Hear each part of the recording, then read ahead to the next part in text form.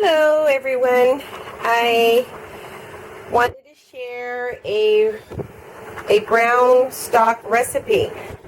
The holidays are coming up and I think it's time to gather your bones that you've saved from your roasting chicken or your beef or whatever bone you have out of the freezer that you've frozen for the stock, and then go ahead and put them in the oven for about until they're browned.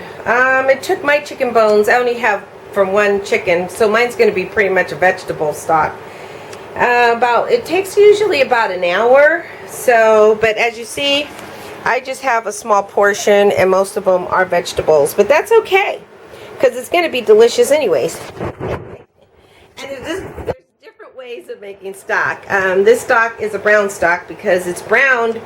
The vegetables are browned first, and then they're put in the pot of water. So let's go ahead and do this. I'm going to do a two-part because the stock takes several hours to cook, and I just wanted to give you the heads up.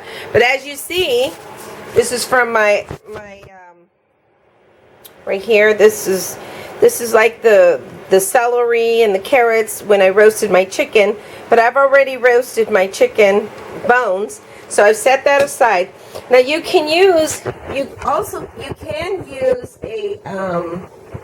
a white stock, which would be like your chicken bones that you don't use, like the wing tips and the feet and all that. You can make a white stock and do it raw, everything raw, and then simmer it.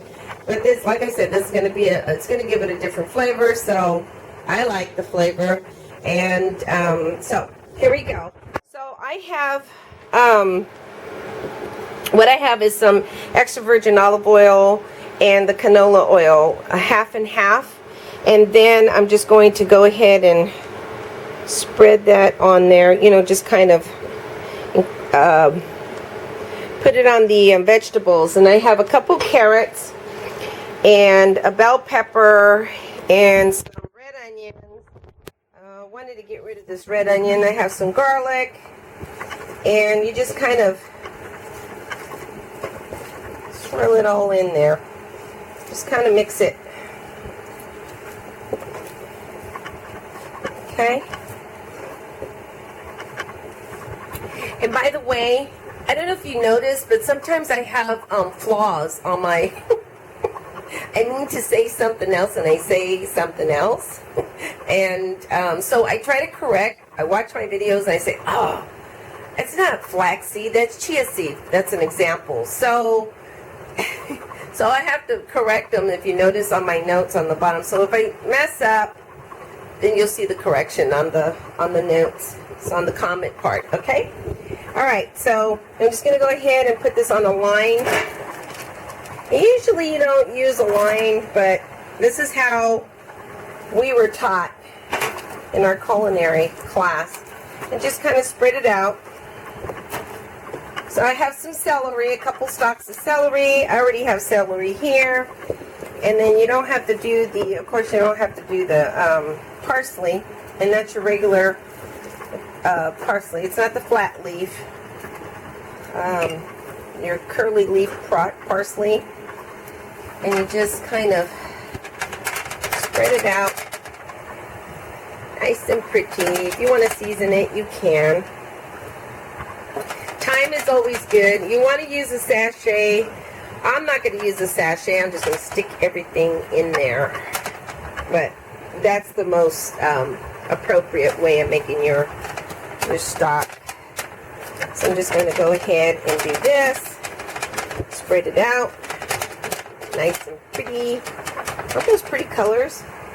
And yeah, the reason why we use different colors is not only does it look pretty, smell pretty, and it's delicious, it's because it's more nutritious. So I'm going to be freezing most of my stock. But I'm not going to use it right away. I'm going to freeze it after I make it.